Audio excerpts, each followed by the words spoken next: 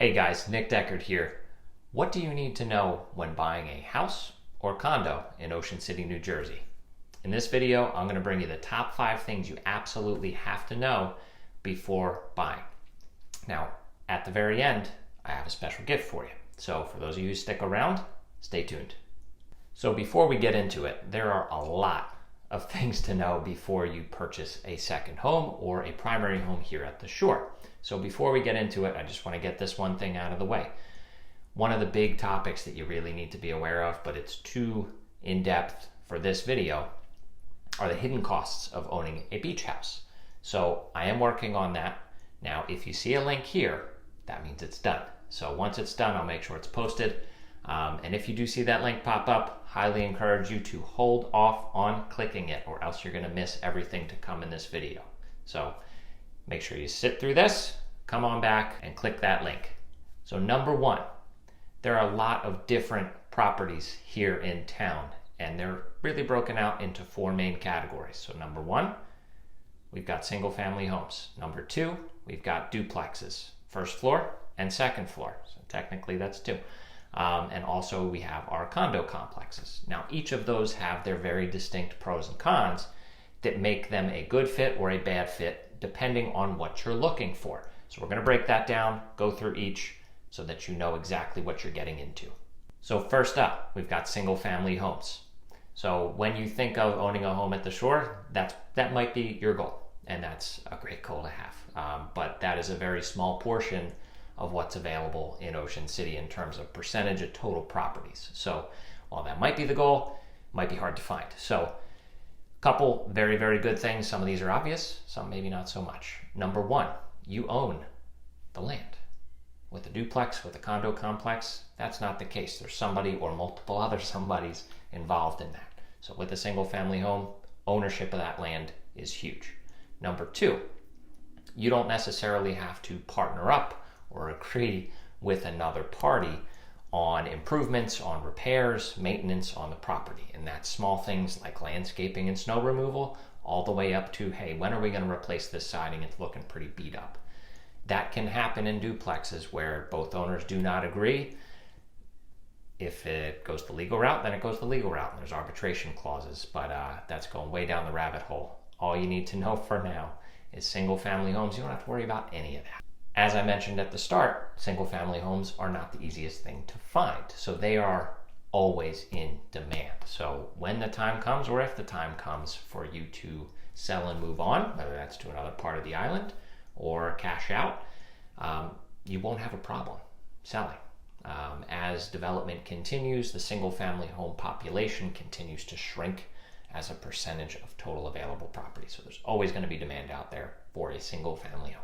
Now, it's not all sunshine and rainbows. There are cons to this as well. So flip side of the coin of not having a partner to have to worry about when do we do these repairs, when do we make these improvements, it's all on you.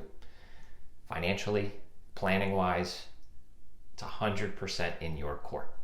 For some, that's a blessing. For some, that might be a curse. The second con I want to make sure that you're aware of is the fact that you're going to have higher insurance premiums. Now, flooding and general liability are the 2 main ones that you'll probably have on a property. And they're not higher simply because it's a single family dwelling, but because, again, you don't have that partner to go halvesies with. So it might be more expensive in the long run than it would otherwise with other property types.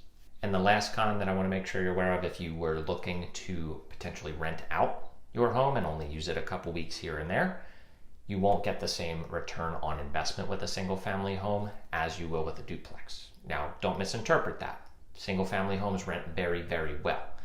The difference is that they're more expensive up front. So you're going to have a higher mortgage payment. You're going to have a higher pretty much everything across the board. So while you still get good rental income, your ROI is going to be less. Next up, we're going to hit the duplexes. We'll tackle first floor first, second floor second. So the pros of the first floor.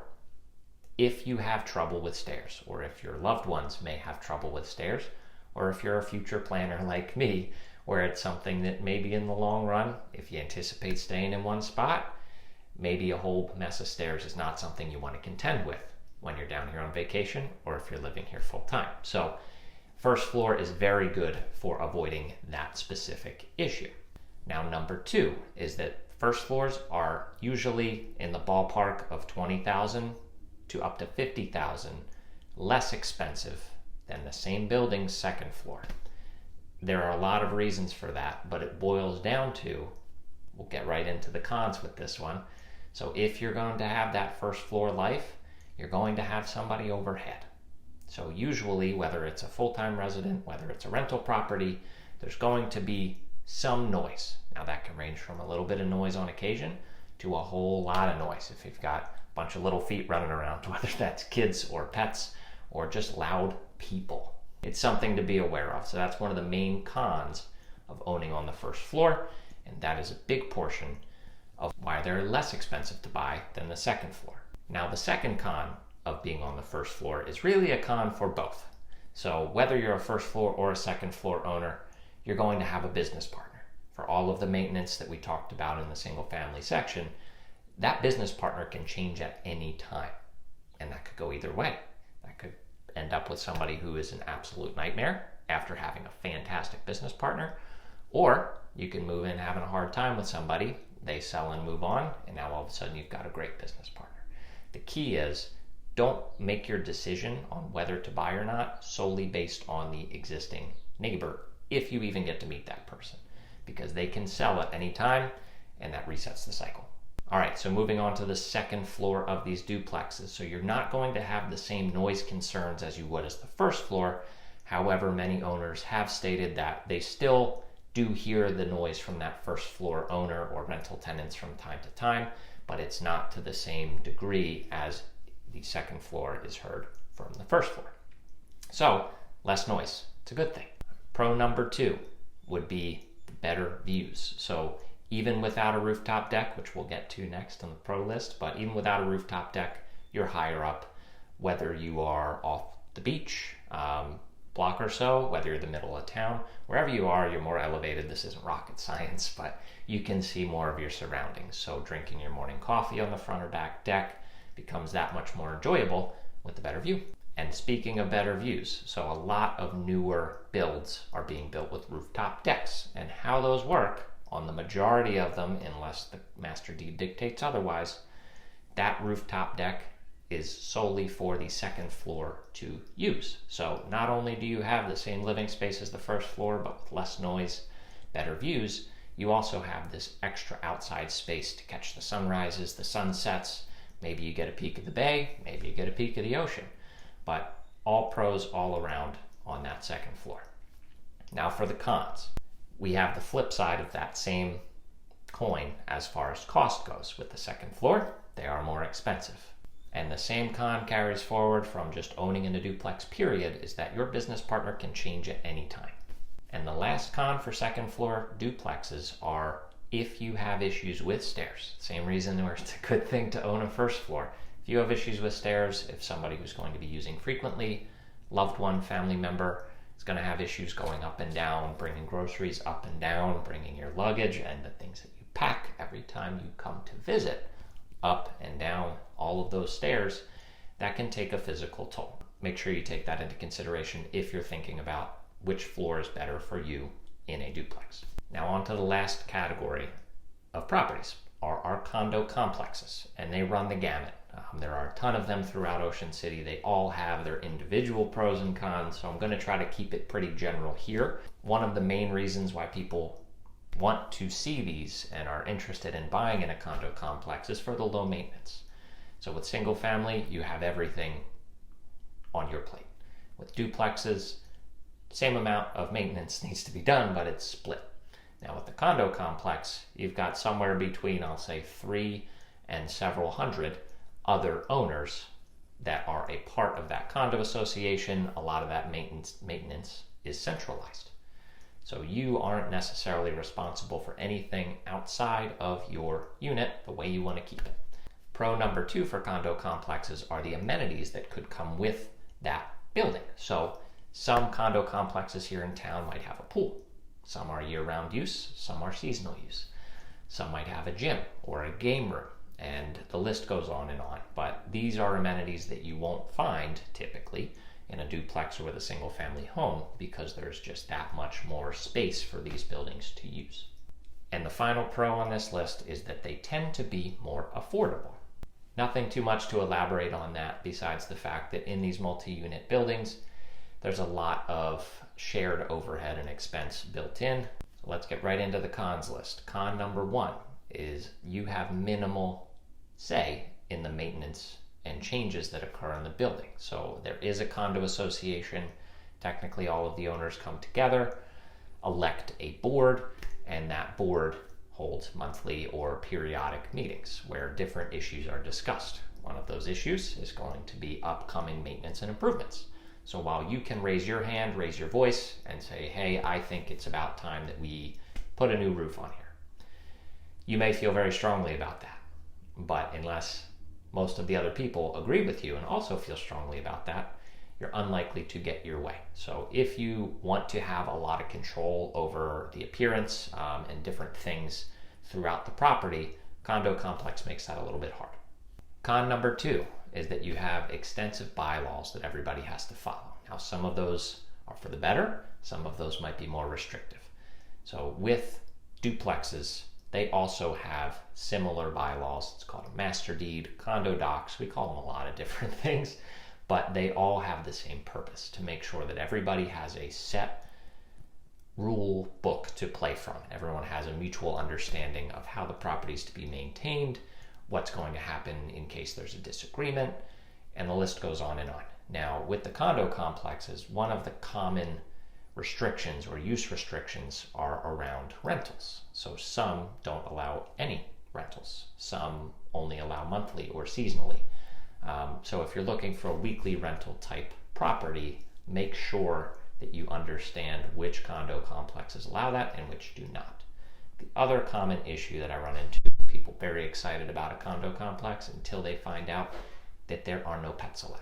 So most of these do not allow any pets of any kind. There are a select few that do, but make sure that if that's a situation that you care about, that you are aware. Now, the last con of condo complexes are the dreaded monthly HOA fees. Those can range from $125, $150 on the low end, all the way up to almost $1,000 a month on the high end. So it's very important that you understand, what does that get you? Is it the bare minimum of shared insurances, flood and general liability? Does it include your water bill, your electric, what maintenance is included and what is not?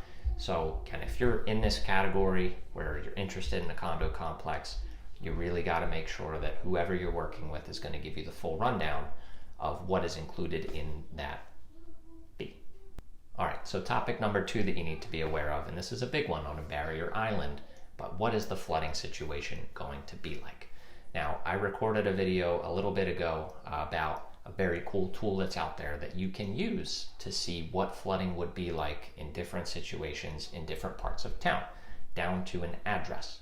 So if you hit this link here above, that will take you to the video walkthrough that will show you how to use this tool to help you gauge, again, what area are you most comfortable in, whether that's no flooding whatsoever outside of a Sandy type event, or are you comfortable in a lower elevated place where there's flooding every full moon, high tide. So that is a personal decision of your level of comfort, but you do need to understand, and hopefully now you have the tool to do so, of what areas you may want to stay away from because of flooding. All right, so number 3 is going to be a very commonly misunderstood concept. A lot of folks think that their rental income is going to pay for all of their expenses and that they're going to be able to take their vacations at the expense of others renting their property. So while that is a dream scenario, and don't get me wrong, it can happen, it's exceedingly rare. And here's why. Number 1, it's going to depend hugely on how you purchase the property, right? If you put 10% down, which by the way is the minimum for a property in Ocean City as a second residence, then you're going to have a lot of mortgage payment left over to cover. The opposite side of the coin is if you fling in here with all cash, plop that on the table, and the only expenses you have to worry about are your taxes, utilities, and insurances, then there's a pretty strong chance, and I think it would be highly likely, that you would be able to cover your expenses and make a profit off of your rental income. So I don't want you all to get carried away in either direction and think, oh man, this is impossible, and throw your hands up in the air, it's never going to happen. Or the opposite, and say, hey, we're going to do this thing, it's going to be a slam dunk, we're going to make a killing. Money in Ocean City is typically made through built up equity. And that happens through appreciation in the market over time. Sometimes that takes a few years, sometimes that takes a few weeks, as we've seen recently, between what your property is worth when you bought it and what it's worth at any given point in time. So, can your rental income cover all of your expenses? The answer is usually not. Now, it will easily cover your insurances and your taxes and your utilities. It's just how much of that mortgage payment is actually going to be covered depends a lot on how much you put down and how you finance the property, and more importantly, it's going to depend on how much you personally use the property. If you're down here 4th of July week, the whole month of July, any of those peak weeks, you're talking about a substantial loss in rental income that is going to, of course, take away from the ability to have all of your expenses covered. So I hope that helps you to wrap your head around exactly how investing here in Ocean City is going to help you come out ahead. Not so much based on the rental income alone, usually based on equity built over time. All right, topic number 4, and we're almost home, it's almost gift time, is going to be what is the parking and storage situation like for any particular property that you're considering. So parking comes in 2 possible places. We have off-street and we have on-street. So off-street is broken up between any attached or detached garage that you have and any parking pad or excess space on the property. On-street is just what it sounds like. How available is parking going to be on the street? So we'll wrap up parking first. If you know for a fact you're only going to be coming down here with 1 car and you're not going to have a whole lot with you each and every time, maybe parking isn't the most important thing for you. That said, decreased parking does impact your rental income if you plan to rent out your property. The same reason that you might want parking for when you come down is the same reason that renters want to have multiple spaces available in a home that they rent. So for off-street parking, if you know you're coming with more than 1 car, a question to ask yourself is, number 1, does the garage allow for a car to fit inside or 2 cars to fit inside? And number 2, how much storage am I going to have in the garage left after the cars are shoved in there?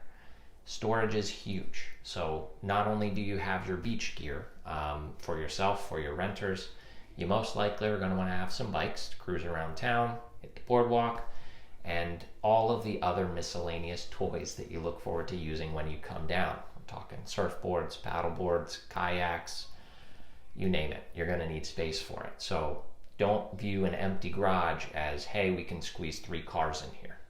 Don't forget about all of the room you're going to need for all of your other things. All right, last but not least, we've got number 5. What is the beach like? So every street is different, but I'm going to generalize here to help you get a pretty decent high-level picture of what to expect. So as you might expect, beaches along the boardwalk, and they start down in the north end, carry all the way through 14th Street, are the busiest parts. So we have the day trippers that come down, hit 9th Street, sprawl around, and they want to be near all of the food, bathrooms, all of the fun that Ocean City has to bring. So they tend to stay focused on that boardwalk area. And accordingly, those beaches tend to get packed pretty quickly. So if you're not interested in that scene and it's not for you, then that area may not be where you want to end up. Now, as we move further south, the beaches tend to get larger and a little more sparse with people. So we have the Gold Coast area is treasured for its big, beautiful beaches, as well as the general space that there tends to be on those beaches. And the south end really, in my opinion, has the biggest beaches of all. So based on the shape of the island, the north end beaches erode substantially faster than the south end beaches. And for anyone who's not familiar, we lose a lot of sand when we get hit with these winter storms and nor'easters. It goes straight out to sea. Some of it moves from the north end and gets caught and collected down in the south end, but every 2 years or so, it depends on how bad the beaches got hit and how bad erosion was, we need to replenish our beaches with sand. It gets dredged from way out in the ocean, brought on shore, and spread out. So it could be the case, as it was this past year, where in season the north end beaches ended up being fairly small for the beginning portion of the summer. Once those did get filled in, they were plenty large to support the population that goes there. But again, that's one aspect of being aware of what the beaches are going to be like. And number two is going to be, do you want to be near a guarded beach? And that's with a lifeguard present for the bulk of the season. And if you have kids, if you plan on going in the ocean, highly recommend that you only swim at guarded beaches. There's a lot of dangerous rip currents that come in from time to time you may not be aware of. So you want to have somebody who knows what they're doing available and keeping an eye to make sure that you're safe. So the guarded beaches, I've actually, and here's the gift time, are in the link above. So I'm linking here to the buyer's guide that has even more tips than what we've just talked about that I think you would find helpful if you're considering buying in Ocean City. And if you scroll all the way to the end of that, I've included a full list of the guarded beaches from a little bit preseason, full summer season, and the ones that still have some guards toward the tail end and into early fall. So those are the 5 topics that I wanted to make sure that we covered today. And if you found this helpful, make sure you hit the like button, hit subscribe below. That's super important. And make sure if you do that, if you want to see more helpful videos like this, you turn on notifications, hit that little bell. That will make sure that you are notified immediately as soon as I put out more content. So I appreciate you taking time to check this out today, and I will see you on the next video.